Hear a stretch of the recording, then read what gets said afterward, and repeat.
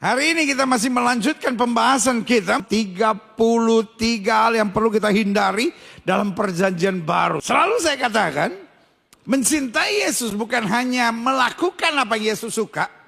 Dan saya memuji Tuhan bahwa Gereja Bethel Indonesia Glow Fellowship Center, baik jemaat yang bersama di gereja maupun jemaat yang bersama-sama secara online di rumah masing-masing, saya perhatikan semangat saudara melakukan yang Yesus kehendaki sungguh sangat luar biasa, extraordinary.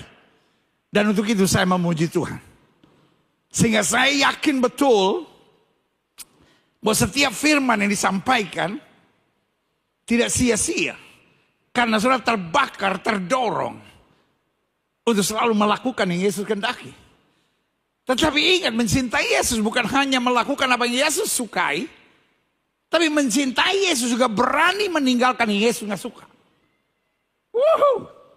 Taruh tangan kanan saudara di dada, sama-sama bilang sama saya harus berani. Semua sama-sama bilang, saya harus berani meninggalkan yang Yesus nggak suka. Yes. Saya berdoa, karena ini sudah minggu yang ke-26 saudara deklarasikan. Supaya ini tertanam dalam roh saudara. Sehingga setiap kali roh saudara menyadari ada hal-hal yang Yesus gak suka, rohmu menolak. Karena di dalam rohmu selalu ada suara Tuhan yang berkata, mencintai Yesus bukan hanya melakukan yang Yesus suka, tapi mencintai Yesus berani meninggalkan yang Yesus gak suka. Yesus juga katakan yeah. Dan di pembahasan ke-26 hari ini, yang sedang kita mau belajar yang Yesus gak suka, ini yang saya sebut kelihatannya kebiasaan sepele, tetapi sebetulnya membawa dampak kerusakan yang sangat serius. Saya ulangi sekali lagi. Ini kelihatannya kebiasaan sepele yang tanpa disadari banyak orang, termasuk orang Kristen, punya kebiasaan bersungut-sungut. Punya kebiasaan mengeluh. Jadi saya beri nama, kadang-kala banyak orang pikir kebiasaan sepele, tetapi bagi saya memiliki dampak kerusakan yang sangat fatal. Dan iblis ahli dalam membuat kita berpikir, ini sepele, semua orang melakukan kok. Loh, saudaraku yang kasih dalam Tuhan, yang kita lihat bukan kebiasaannya, tapi yang kita lihat dampak kerusakannya. Iblis membuat kita nyaman dengan bersungut-sungut kita sambil kita berpikir semua orang juga melakukan kok. Orang Kristen juga melakukan kok, hamba-hamba Tuhan juga kadang-kadang melakukan kok, pelayan-pelayan Tuhan juga melakukan kok. Nah, persoalannya bukan berapa banyak yang melakukannya, tetapi pertanyaannya apakah ini Yesus suka atau Yesus tidak suka. Sesuatu yang Yesus nggak suka kita harus saya pikir semua langsung nyamber, tinggalkan. Nggak tahu semua. Saya bilang yang Yesus nggak suka kita harus semua bilang tinggalkan. Setuju? Yang Yesus nggak suka kita harus lebih mantap lagi. Yang Yesus nggak suka kita harus. Yang Yesus nggak suka kita harus sama-sama tinggalkan. Yang Yesus nggak suka kita harus. Berikan tepuk tangan yang meriah buat Tuhan. Yang Yesus nggak suka kita harus tinggalkan. Dan hari ini kita belajar. Salah satu yang Yesus gak suka adalah bersungut-sungut. Kenapa? Oke, kita belajar. Klik. 1 Korintus 10, 9-15. Jadi, sejarah bangsa umat Allah, bahkan sejarah gereja di Perjanjian Baru, banyak persoalan serius dimulai dari orang-orang yang mengasihi Kristus. Tapi juga bersungut-sungut dan mengeluh. Nah, ini kita pelajari. Dan janganlah kita mencobai Tuhan. Sehingga Paulus kepada jemaat di Korintus. Dan sekarang ini nggak tahu ada roh setan dari mana yang tiba-tiba bilang, orang Kristen tidak mengikuti ajaran Yesus, orang Kristen mengikuti ajaran Paulus. Hanya orang-orang bodoh yang bisa berpikiran begitu. Paulus memang bilang, ikutilah teladanku, tapi pada bagian yang lain dikatakan, sebagaimana aku meneladani Kristus. Paulus jelas bilang, aku ada sebagaimana aku ada semata-mata hanya karena anugerah. Jadi orang-orang yang mendalilkan hanyalah orang-orang stres. Dan saya percaya jemaat Gereja Bethel Indonesia Global Fellowship Center cukup terdidik dalam soal-soal kebenaran firman Tuhan.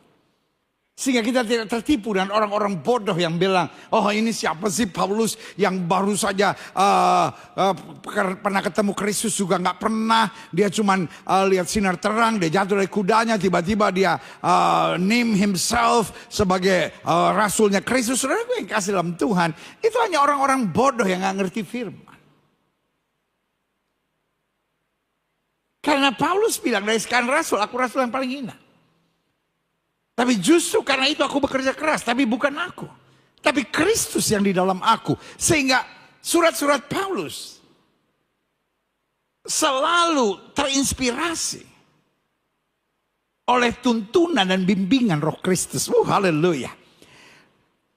Dan Paulus jelas bilang pada jemaat di Korintus, janganlah kita mencobai Tuhan.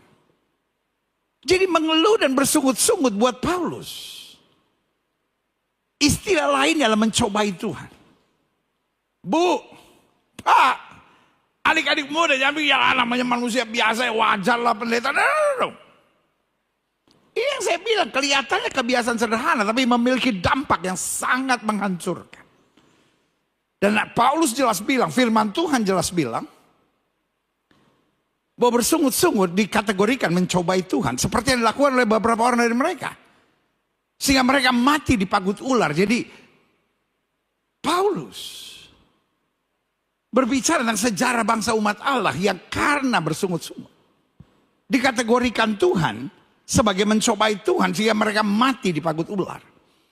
Karena itu Paulus tegaskan sekali lagi pada jemaat di Korintus dan kepada kita semua. Dan janganlah bersungut-sungut. Selalu saya bilang, when the Bible said don't, it means don't. Kalau Alkitab bilang jangan, artinya jangan. Dan Alkitab bilang janganlah bersungut-sungut seperti yang dilakukan oleh beberapa orang dari mereka. Sehingga mereka dibinasakan oleh malaikat maut. Jadi saudaraku yang kasih dalam Tuhan. Sungut-sungut adalah membuka pintu untuk serangan iblis bisa menghancurkan. Saya ulangi sekali lagi. Alkitab kan udah bilang jangan beri kesempatan pada iblis. Betul kita tidak berzina. Betul kita tidak minum mabuk. Betul kita tidak berjudi. Betul kita tidak menyembah berhala.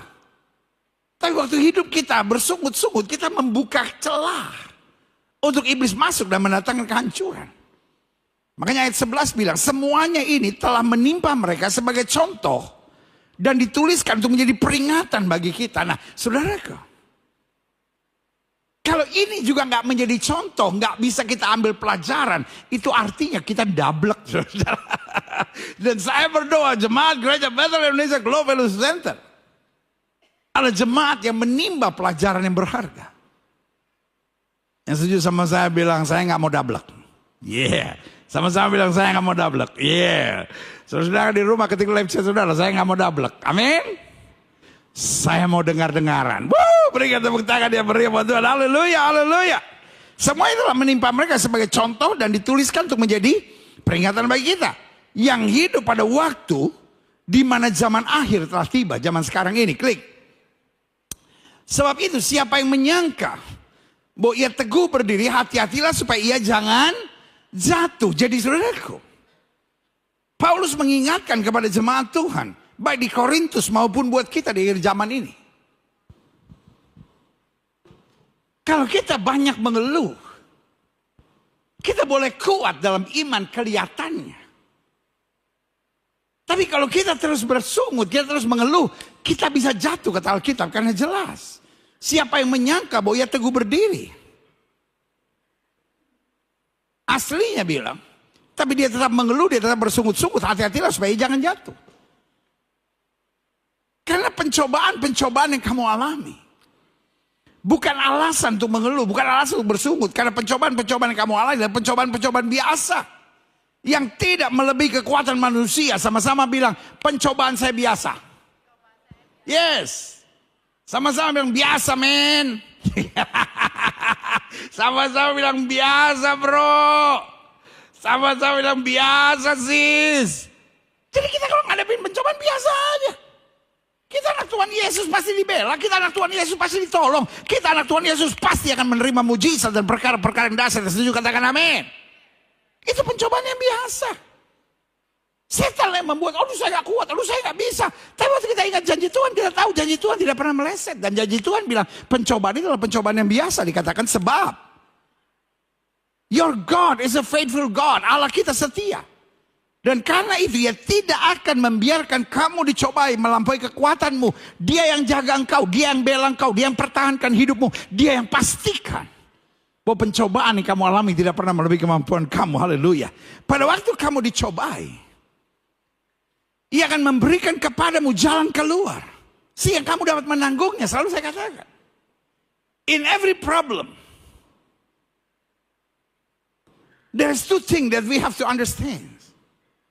Di setiap masalah ada dua hal yang harus kita mengerti. Yang pertama, pasti ada jalan keluar. Dan yang kedua, pasti ada pelajaran-pelajaran yang berharga. Sama-sama bilang sama saya, di balik setiap masalah. Sama-sama bilang sama saya, pasti ada jalan keluar. Sama-sama bilang sama saya, pasti ada pelajaran-pelajaran yang berharga. Berikan tepuk tangan yang meriah buat Tuhan. Haleluya. Jadi setiap kita harus menyadari setiap kali ada masalah, yang pertama pasti ada solusinya, ada jalan keluarnya. Dan yang kedua, di balik setiap masalah, pasti ada pelajaran-pelajaran yang berharga. Itu sebabnya. Kalau kita mau dengar-dengaran sama Tuhan, kita mau melekat pada Tuhan, kita mau ikuti agenda Tuhan, maka di balik setiap masalah kita akan makin meningkat. Kita akan makin dewasa. Kita akan makin disempurnakan. Sama-sama bilang sama saya, makin meningkat. Sama-sama bilang sama saya, makin dewasa. Sama-sama bilang sama saya, makin disempurnakan. Haleluya. Lanjut. Ayat 14, kali itu saudara-saudaraku yang kasih, jauhilah penyembahan berhala. Dan salah satu yang menjadi berhala adalah diri kita sendiri. Kita menyembah diri kita, otak kita, kemauan kita. Tapi kita harus belajar menyalipkan daging dan segala hawa nafsunya. Ayat 15, aku berbicara kepadamu. Sebagai orang-orang yang bijaksana, pertimbangkan sendiri apa yang aku katakan. Jadi Paulus sedang mau bilang, ayo, pakai akal sehatmu. Allah itu setia. Kalau Dia izinkan pencobaan, nggak mungkin Dia biarkan kau hancur. Tapi Allah itu setia. Kalau Dia biarkan kau menghadapi pencobaan, di balik pencobaan itu engkau akan makin dewasa, makin meningkat, makin kuat, makin disempurnakan dalam terang kasih-Nya. Yang saya katakan, haleluya. Selanjutnya, kita lihat dalam Bilangan pasal 11 ayat 1 itu. Pada satu kali bangsa itu bersungut-sungut di hadapan Tuhan tentang nasib buruk mereka. Dan ketika Tuhan mendengarnya, dikatakan apa? Maka Tuhan kasihan. No. Bangkitlah murkanya. Kenapa? Karena di dalam rancangan Tuhan tidak ada nasib buruk. Taruh tangan kanan saudara di dada, sama-sama bilang sama saya, di dalam rancangan Tuhan tidak ada nasib buruk. Yes. Sama-sama bilang, di dalam rancangan Tuhan tidak ada nasib buruk. Kitanya yang terintimidasi, kitanya yang berpikir negatif. Sehingga kita pikir, oh nasib buruk. Padahal Tuhan sedang proses kita untuk sesuatu yang dahsyat. Dan ketika Tuhan mendengar apa? Sungut-sungut, bangkitlah murkanya. Kemudian menyala api Tuhan di antara mereka dan merajalela di tepi tempat perkemahan. Lanjut. Bilangan 21 ayat 4-9. Jadi di mana Tuhan dengar sungut-sungut, bangkitlah amarah Tuhan. Sama-sama bilang sama saya, sungut-sungut manusia membangkitkan amarah Tuhan. Saya berdoa jemaat gereja Bethel Indonesia Glow Fellowship Center, baik yang di gereja maupun yang di rumah, jangan sampai membangkitkan amarah Tuhan dengan sungut-sungut kita. Apapun yang terjadi, tetap kita harus bersyukur. Apapun yang terjadi di dalam hidupku, selalu ku berkata, Tuhan Yesus baik. Berikan tepuk tangan yang meriah buat Tuhan. Amin. Biarlah itu menjadi tekad setiap kita. Apapun yang terjadi di dalam hidupku, selalu ku berkata, Tuhan Yesus baik. Yes. Amin. Dikatakan selanjutnya. Setelah mereka berangkat dari Gunung Hor, berjalan ke arah Laut Teberau untuk mengelilingi tanah Edom, maka bangsa itu tidak dapat lagi menahan hati di tengah jalan. Lalu mereka berkata-kata melawan Allah dan Musa. Mengapa kau memimpin kami keluar dari Mesir supaya kami mati di padang gurun ini? Sebab di sini tidak ada roti dan tidak ada air. Atau akan makanan hambar ini kami telah muak. Ini bicara tentang mana yang turun tiap hari. Lanjut. Lalu Tuhan menyuruh ular-ular tedung ke antara bangsa itu. Yang memagut mereka sehingga banyak dari orang Israel yang mati. Lihat saudaraku yang kasih dalam Tuhan. Tuhan memang tidak janjikan hidup tanpa masalah. Tapi Tuhan janji berserulah kepadaku maka aku akan menyaut kepadamu, minta maka padamu akan diberi. Ketok bagimu pintu akan dibukakan, cari maka engkau akan dapat. Sungut-sungut bukanlah ciri anak Tuhan. Yang setuju sama saya kita deklarasikan sama-sama, sungut-sungut bukanlah ciri anak Tuhan. Yang semangat dong. Sama-sama bilang sungut-sungut bukan ciri anak Tuhan. Anak Tuhan bersyukur. Anak Tuhan beriman. Anak Tuhan datang pada Kristus dan meminta kepada dia, dan dia Tuhan yang menjawab doa. Yes. Saudara di rumah ketika live chat saudara, dia menjawab doa. Sebagian sudah berkata, tapi kalau Tuhan gak mau saya bersungut-sungut, kenapa saya menghadapi masalah? Di balik setiap masalah, yang pertama selalu ada solusi, dan di balik setiap masalah selalu ada pelajaran-pelajaran yang berharga. Tuhan mau kita makin meningkat. Tuhan mau kita makin maju. Tuhan mau kita makin dewasa. Tuhan mau kita makin disempurnakan. Jadi sungut-sungut bukanlah ciri orang Kristen. Saya mau ini tertanam dalam roh saudara. Taruh tangan kanan saudara di dada, sama-sama bilang sungut-sungut bukanlah ciri orang Kristen. Yes, karena anak Tuhan beriman. Anak Tuhan bersyukur. Dan anak Tuhan minta kepada Tuhan, because he is my father. Dia bapa saya. Lalu Tuhan menyuruh ular-ular tedung antara bangsa itu yang memagut mereka di balik sungut-sungut. Sungut-sungut selalu memancing amarah Tuhan. Yes, sungut-sungut selalu memancing amarah Tuhan. Sehingga banyak dari orang Israel yang mati. Kemudian datanglah bangsa itu mendapatkan Musa dan berkata, kami telah berdosa. Sebab kami telah berkata-kata melawan Tuhan dan engkau. Berdoalah kepada Tuhan supaya dijauhkannya ular-ular itu daripada kami. Lalu Musa berdoa untuk bangsa itu. Mereka gak usah sungut-sungut. Mereka cukup bersyukur, mereka cukup beriman, mereka cukup minta. Dan Tuhan mengabulkannya. Buat saya, sungut-sungut tanda pemberontakan kita. Sungut-sungut tanda kita tidak mengerti isi hati Tuhan. Sungut-sungut tanda kita masuk dalam agenda iblis. Untuk kita penuh dengan pemberontakan dalam jiwa kita. Klik ayat yang ke-8. Maka berfirmanlah Tuhan kepada Musa, buatlah ular tedung. Dan taruhlah itu pada sebuah tiang. Maka setiap orang terpagut jika ia melihatnya akan tetap hidup sih. Waktu mereka tahu bersyukur, waktu mereka tahu beriman, waktu mereka tahu minta sama Tuhan. God give them solution. Dan Tuhan kasih solusi yang sangat simple. Mereka cuma tinggal lihat dan mereka sembuh. Lalu Musa membuat ular tembaga dan menaruhnya pada sebuah tiang. Maka jika seorang dipagut ular dan dia memandang pada ular tembaga itu, tetaplah ia hidup. Jadi sampai hari ini, lambang apotik sebetulnya diambil dari cerita ini.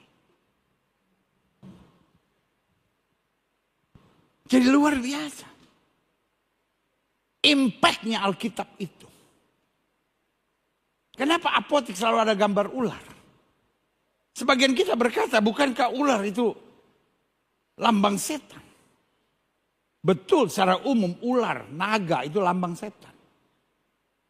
Tapi khusus cerita ini, lambang grace of God. Ketika mereka memberontak, Tuhan tetap Allah yang berkemurahan. Wow, haleluya. Ayo lanjut. Klik.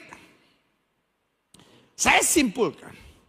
Bersungut-sungut adalah kebiasaan keliru yang sangat serius. Karena bersungut-sungut, kebiasaan yang kelihatannya sederhana. Tapi memiliki dampak yang sangat menghancurkan. Klik. Nah saya pelajari. Kalau saudara tanya sama saya, Tapi kan manusia ada naluri bersungut-sungut. Sekali lagi saya ulangi.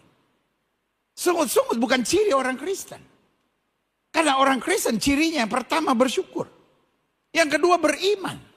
Dan kalau dia ada masalah dia minta sama Tuhan. Sama-sama bilang sama saya bersyukur.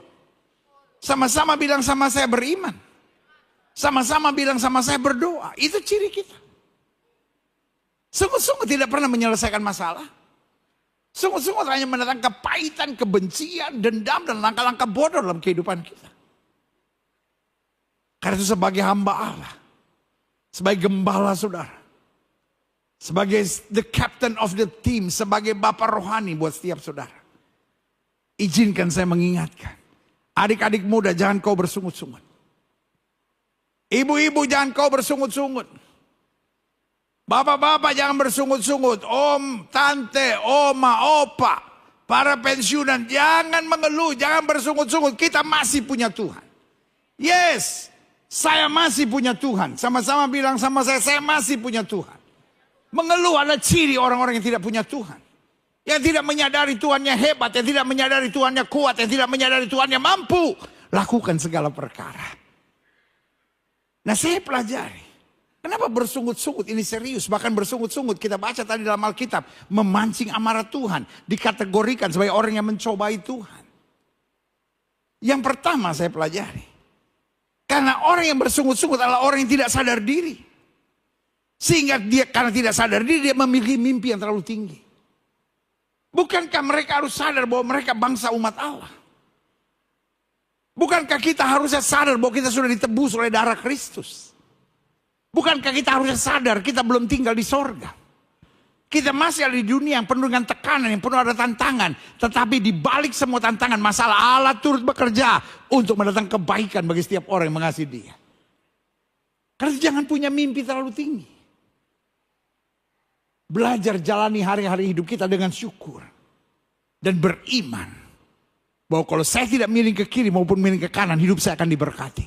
Saya tidak akan turun tapi naik. Tidak akan menjadi ekor tapi dipimpin menjadi kepala. Dan kalau saya setia dalam perkara kecil, Tuhan berkati saya dalam perkara yang lebih besar. Haleluya. Yang kedua, kenapa sungut-sungut ini serius? Bahkan bisa dikategorikan mencobai Tuhan. Bisa menjadi awal memancing amarah Tuhan. Sehingga berani kita sepakat bahwa bersungut-sungut bukan ciri anak Tuhan. Anak Tuhan Yesus tidak pernah bersungut. Anak Tuhan Yesus, kalau saya bilang anak Tuhan Yesus, semua jawab tidak pernah bersungut. Anak Tuhan Yesus, yes. Anak Tuhan Yesus tidak pernah bersungut. Anak Tuhan Yesus tidak pernah bersungut. Sekali lagi anak Tuhan Yesus, yes, haleluya. Anak Tuhan Yesus tidak pernah bersungut. Yang kedua, karena orang yang bersungut-sungut adalah orang yang belum mengerti, belum merasakan, dan belum mengalami kedahsyatan Tuhan kita. Itu sebabnya Paulus tidak memilih untuk bersungut. Paulus berkata, aku tahu kepada siapa aku percaya, aku yakin Dia berkuasa. Dia sudah mengalami.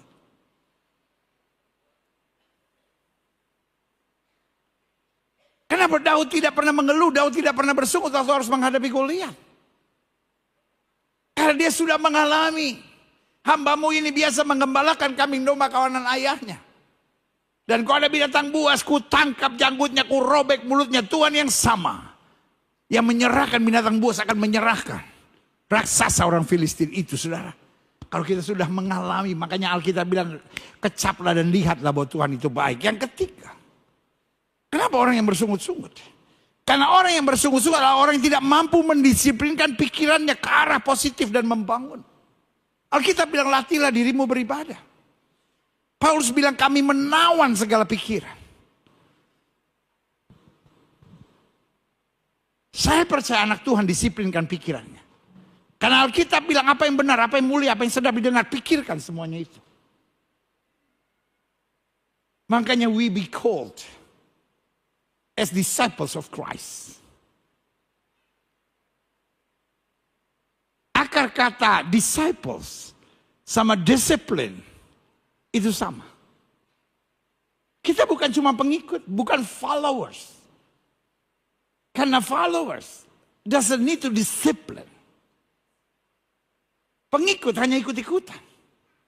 Jemaat Gereja Bethel Indonesia Glow Fellowship Center adalah murid Kristus. Saya pikir semua bilang amin. Jemaat Gereja Bethel Indonesia Glow Fellowship Center semua adalah murid Kristus. Lumayan 35.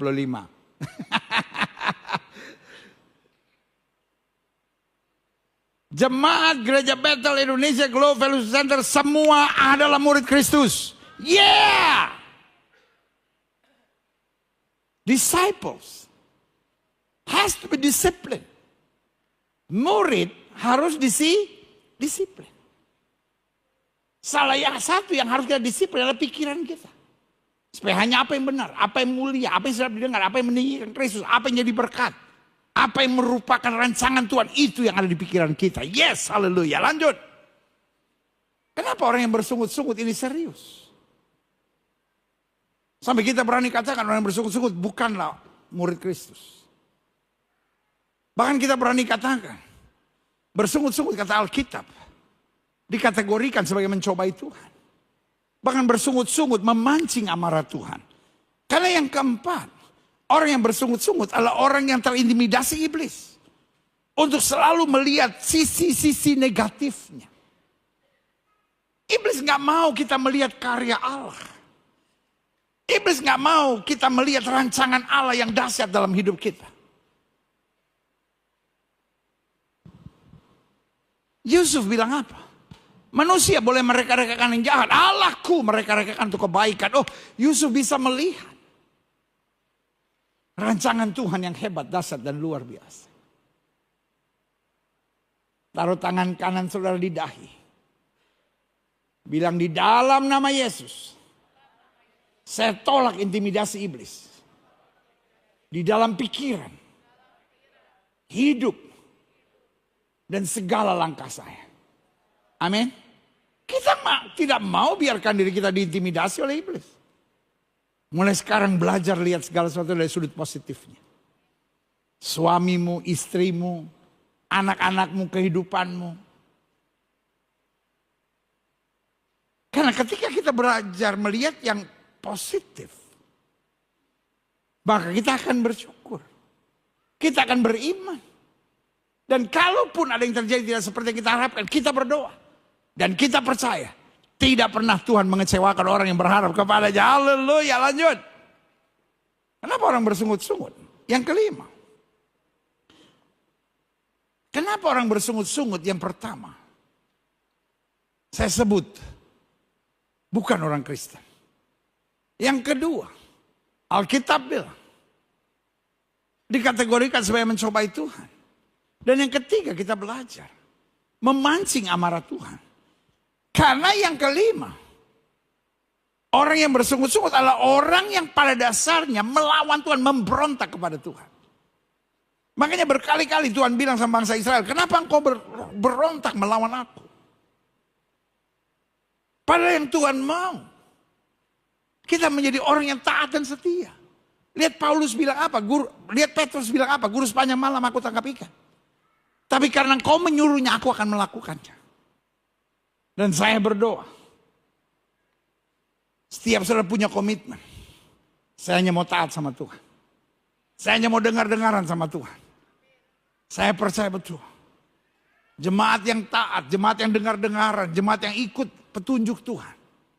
Sepanjang 2025 akan mengalami terobosan, akan mengalami promosi, akan mengalami berkat-berkat yang luar biasa. Saja katakan amin. Sama-sama bilang saya memilih untuk taat. Yes, sama-sama bilang saya memilih untuk taat. Yes, sama-sama bilang saya memilih untuk taat. Sama-sama bilang sama saya, taat sama Tuhan gak ada ruginya. Yes, haleluya, klik. Selanjutnya, saya tutup dengan ini. Sungut-sungut pada dasarnya sangatlah merusak. Lalu kalau saudara tanya sama saya, aduh pendeta kenapa sih ributin sungut-sungut? Lalu saudara pengen kasih dalam Tuhan.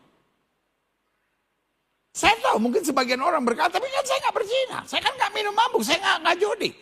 Betul. Engkau kelihatannya orang baik. Tapi hidup yang penuh sungut-sungut mendatangkan kekacauan dalam hidupmu. Yang pertama saya pelajari. Sungut-sungut sangatlah merusak. Karena orang bersungut-sungut satu. Dia merusak suasana. Dia mengacaukan dan cenderung menular. Sebuah keluarga. Nggak perlu ada 6 orang. Cukup 1 orang aja yang suka mengeluh. Cukup 1 orang aja yang suka bersungut-sungut. Suasana keluarga itu sangat tidak menyenangkan. Dalam sebuah pelayanan misalnya. Nggak perlu 10. 1 orang aja. Senangnya mengeluh, senangnya bersungut-sungut. Suasana nggak menyenangkan. Makanya bagi saya. Orang yang bersungut-sungut dia merusak suasana. Dia mengacaukan.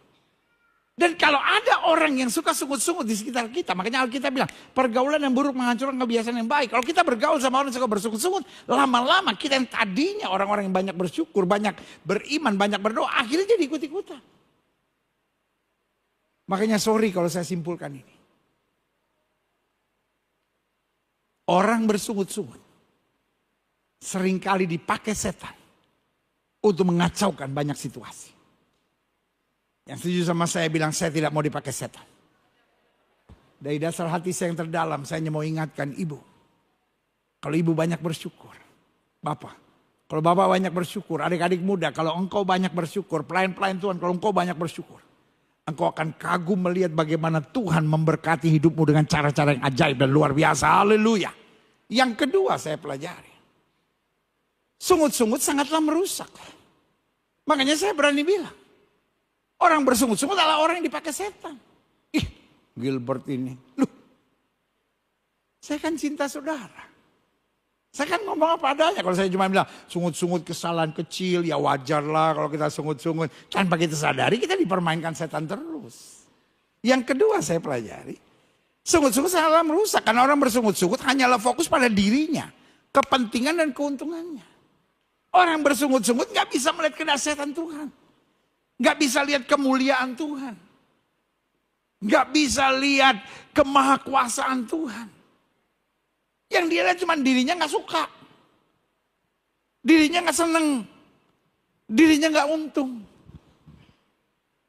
You are not the center of this world. Engkau bukan pusat dunia ini. Boleh gak kita berkata? Biar dagingku semakin berkurang. Supaya Kristus semakin bertambah. Haleluya. Supaya kita dapat disalibkan bersama Kristus. Karena buat saya. Orang-orang hebat. Adalah orang yang apapun terjadi. Tetap bersyukur. Tetap beriman. Tetap berdoa. Karena kita percaya. Tuhan selalu punya rencana yang indah buat anak-anaknya. Yes, haleluya. Yang ketiga. Sungut-sungut sangatlah merusak karena orang bersungut-sungut. Menutup pintu berkat sorga. Maaf, bahkan mengundang kutuk Tuhan. Pak, belajar bersyukur. Ibu belajar bersyukur. Yesus bilang sama murid-muridnya. Waktu murid-muridnya bilang, suruh mereka pergi ke kampung-kampung untuk membeli makan. Yesus bilang, kamu harus memberi mereka makan. Murid-murid bilang, uang 200 dinar gak cukup untuk membelanjakan mereka roti walaupun masing-masing dapat sepotong kecil. Lihat kan, mental bersungutnya muncul. Lalu Yesus bilang, kamu harus beri mereka makan. Berapa roti ada pada kamu? Coba periksa. Lalu mereka periksa. 5 ketur roti dan 2 ekor ikan. Langsung mereka mengeluh. Apa artinya untuk orang sebanyak ini? Tapi beda dengan Yesus. Dia ambil. Dia ucapkan syukur. Pak, Ibu, boleh nggak? Rumah tangga Kristen kita tes yuk. Kita puasa mengeluh. Kita puasa bersungut-sungut. Kita disiplinkan mulut kita disiplinkan pikiran kita. Setuju? Coba saudara lihat. Engkau akan kagum melihat bagaimana keadaan rumah tanggamu jauh lebih baik. Engkau akan lihat berkat-berkat Tuhan semakin dahsyat. Dan kau akan kagum melihat bagaimana mujizat Tuhan sediakan dalam hidupmu. Yang setuju sama saya katakan saya siap. Untuk puasa. Tidak mengeluh. Dan tidak bersungut. Hari-hari hidup kita penuh dengan syukur pada Tuhan. Haleluya. Wow. Yang keempat, yang terakhir. Saya undang pemain musik maju ke depan. Bersungut-sungut sangatlah merusak. Karena orang yang bersungut-sungut, orang yang mengeluh. Selalu akan menjadi batu sandungan buat orang yang tidak percaya. Tahu nggak saudara? Cara yang paling simpel untuk menjadi berkat. Cara yang paling simpel untuk menjadi saksi Tuhan. Siapa yang rindu jadi saksi Tuhan? Hah? Ya ampun. Ulah. Masa cuma 7? Siapa yang rindu jadi saksi Tuhan? Oh, belum semua. Ulang. Siapa yang rindu jadi saksi Tuhan? Wow, berikan tepuk tangan yang meriah buat Tuhan. Haleluya. Saya percaya semua kita rindu jadi saksi Tuhan. Dan ini yang saya mau bilang. Cara yang paling simpel untuk kita bisa menjadi saksi Tuhan, itu dengan hidup yang bersyukur. Sehingga orang lihat kehidupan kita. Ini orang apapun yang terjadi bersyukur terus. Orang bisa melihat kasih Kristus. Yang setuju sama saya, taruh tangan kanan saudara di dada. Sama-sama bilang. Bersungut. Hanya menjadikan hidupku batu sandungan. Tapi bersyukur. Menjadikan hidupku alat dalam tangan Tuhan. Berikan tepuk tangan yang meriah buat Tuhan. Haleluya.